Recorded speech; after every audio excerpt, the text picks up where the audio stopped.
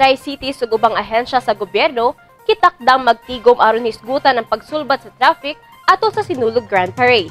Vice Mayor Raymond Alvin Garcia mao'y mangulo sa traffic management sa South District.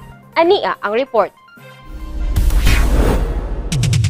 Human kitahasan ni Mayor Michael Rama si BC Mayor Raymond Alvin Garcia nga mangulo sa traffic management sa Cebu City South District, daling kitawagan sa BC Mayor kabahin ni ini si Talisay City Mayor Samsam Gulyas kinsa midala sad dayon ni City Toda Head Jonathan Tumulak aron makigtagbo. Ni adtong Miyerkules Enero 3, kipahigayon sa buhatan ni BC Mayor Garcia ang usa ka coordination meeting. Tinambungan nila Tumulak og Cebu City Transportation Office Assistant Head Attorney Kent Francisco Hongoy. Ilang gisgutan kung unsaon pagsulbad sa kahimtang sa trapiko sa South District, ilabi na karong umaabot na sinulog. Dili gyud nato makuha ang og pagsulbad sa South District kung wa tay cooperation coming from Talisay.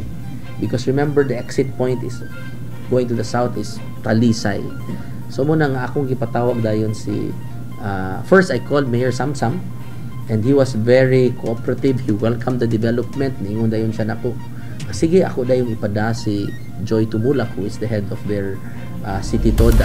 Gibutyag din BC Mayor Garcia nga usa sa ilang pasiunang mga lihok nga naisgutan atol sa tigom mao posibleng pagsira sa usa ka habig sa dalan sa SRP atol sa Sinulog Grand Parade nga pagahimuon sa South Road Properties. You must remember that during the time of Sinulog, masira ba yun ang SRP, no? And mula gina ang among i-discuss is ang half sa road mo'y agianan sa mga contingents, the other half atong i-two-way. So these are just initial plans and discussions.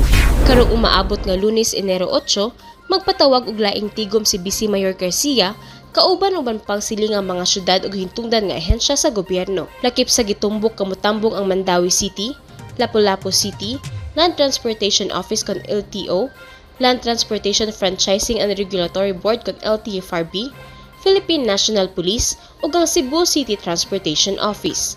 Hisgutan unya sa maong tigom ang angay nga buhaton nga mga plano kabahin sa trapiko ato sa pagpahigayon sa Sinulog Grand Parade. So we will come up already with unsay atong buhaton during the Sinulog, asa ang one way, asa ang two way, asa ang no entry, no, asa kutob ang sakyanan, asa pwede mo park, okay, para all of our actions will be coordinated, and more importantly, all of our actions will be disseminated sa ato ang mga lumulupyo, ang mga dugol nga mga neighboring cities.